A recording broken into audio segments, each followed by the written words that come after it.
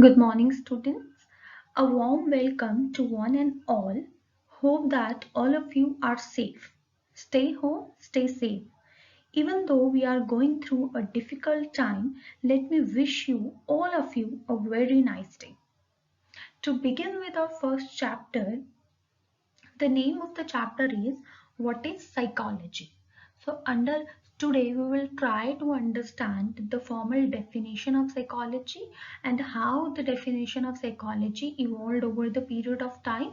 Under it, we will try to understand the three terms mental processes, experiences, and behavior in detail.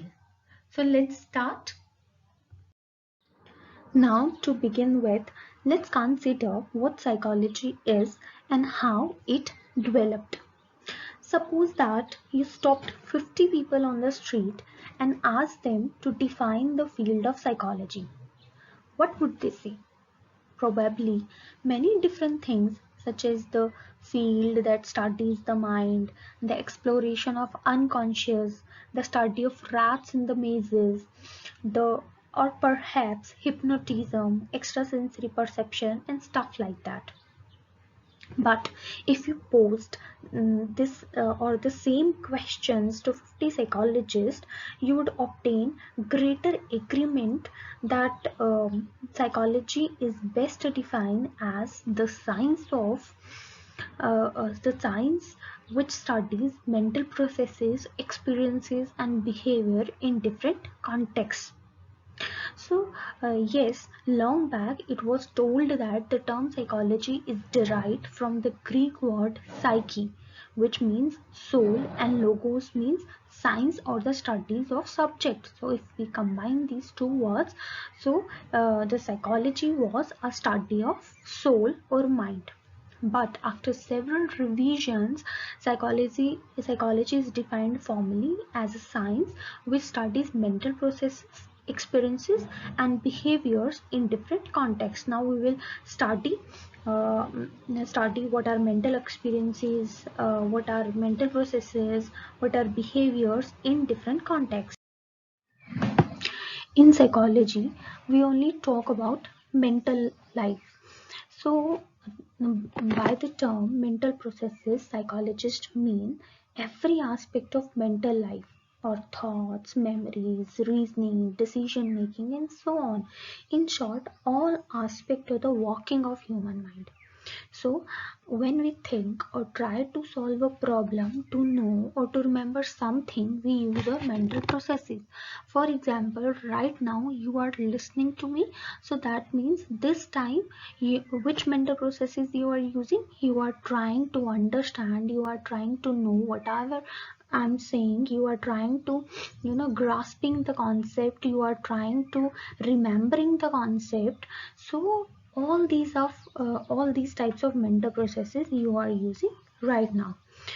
Now the next question arises here: do brain activities or mental processes are same?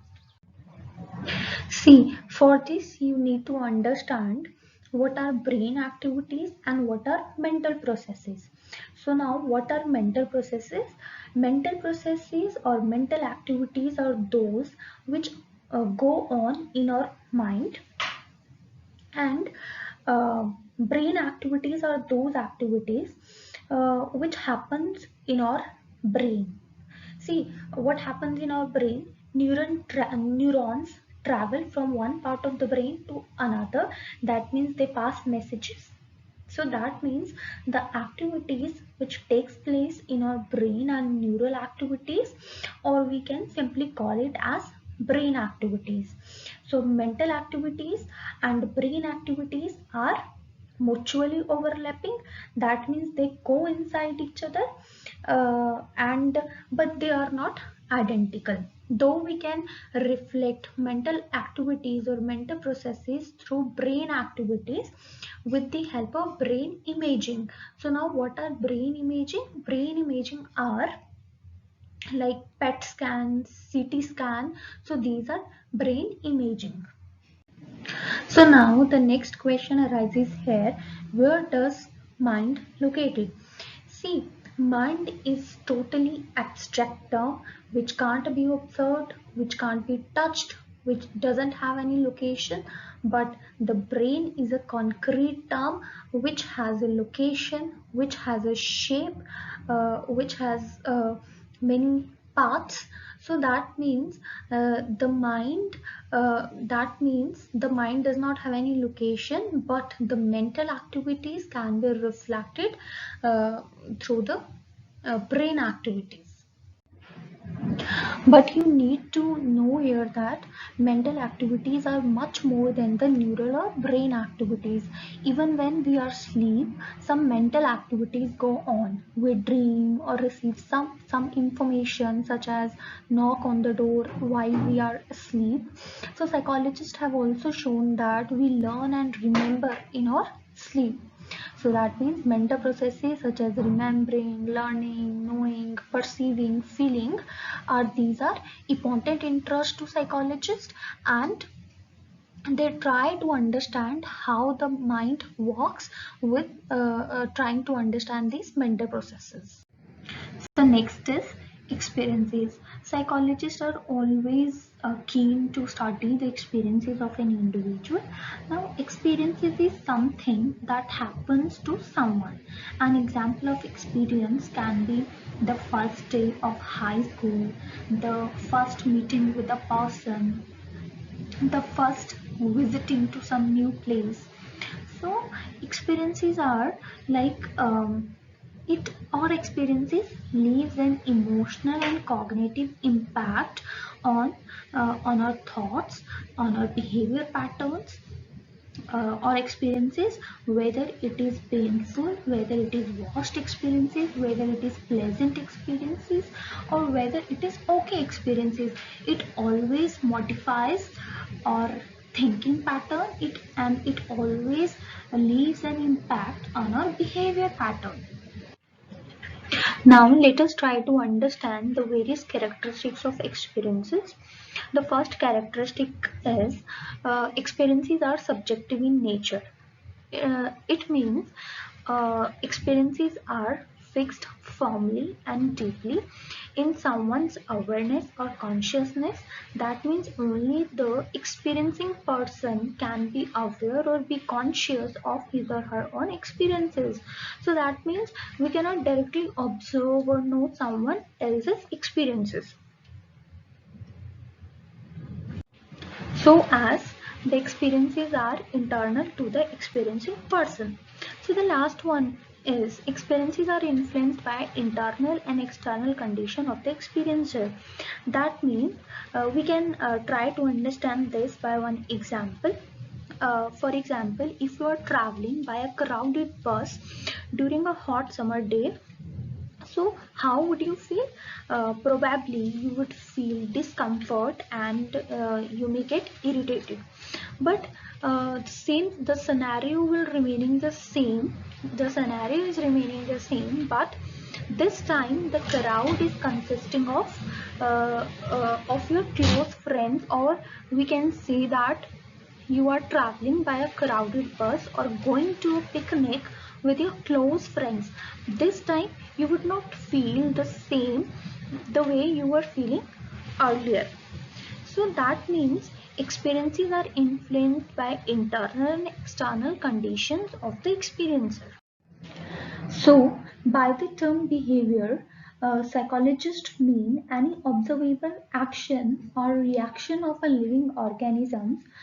Everything from overt action, overt means anything we say or do. So, if it can be observed and measured, then only it fits within the boundary of psychology. So, that means any behavior which is measurable, any behavior which is observable, we in psychology we only consider that behavior. So there are some characteristics given below. First, behavior may be simple or complex.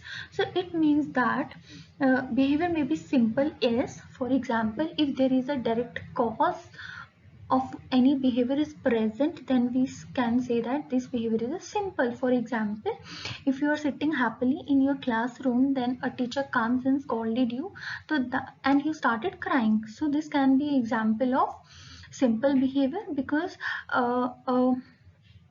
cause a direct cause is there, and the behavior may be complex means there is no direct cause. Many for example, if you are sitting in your classroom and you between the lesson you are suddenly started crying, so there is no direct cause, but other causes and your mental condition has played a role in it.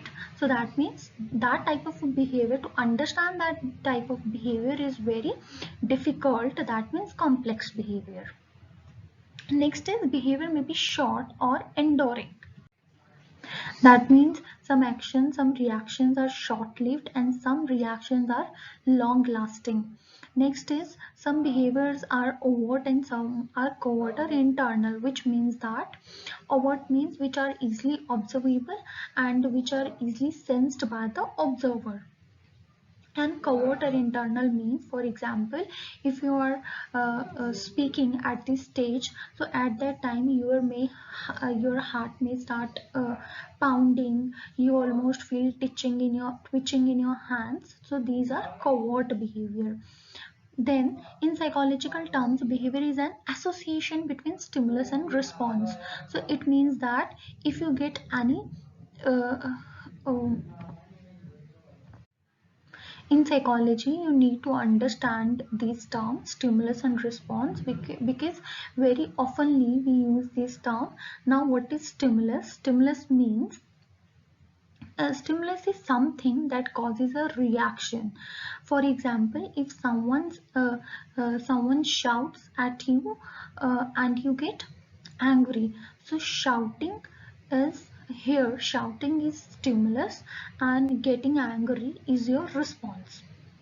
Then both stimulus and response can be internal or external.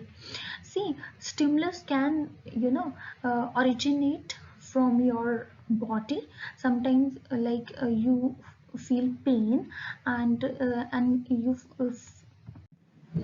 internal stimulus is something that comes from inside an organism.